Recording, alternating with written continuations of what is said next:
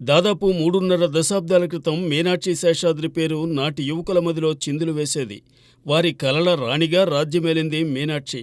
ఆమె నాజూకు షోకులు, నర్తనం, అభినయం అన్నీ ప్రేక్షకులను భలేగా కట్టిపడేశాయి.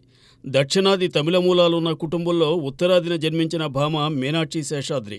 నాట్యంలో ప్రావీణ్యం సంపాదించిన మీనాక్షి శేషాద్రి మనోజ్ కుమార్ తనయుడు రాజీవ్ గోస్వామి హీరోగా రూపొందిన పెయింటర్ బాబుతో తొలిసారి తెరపై తళుక్కుమంది.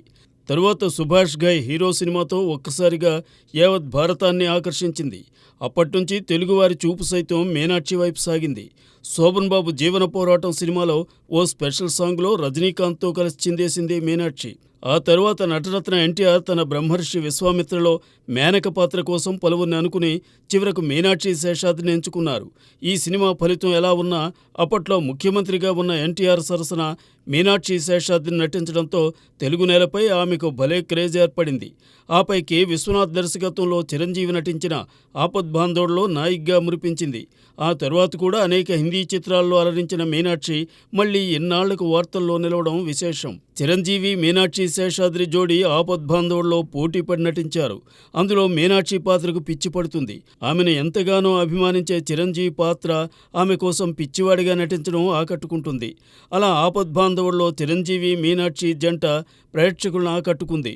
అందువల్ల చిరంజీవి హీరోయిన్గా మీనాక్షి శేషాద్రిని ఈ తరం అభివర్ణిస్తోంది. బాగానే ఉంది.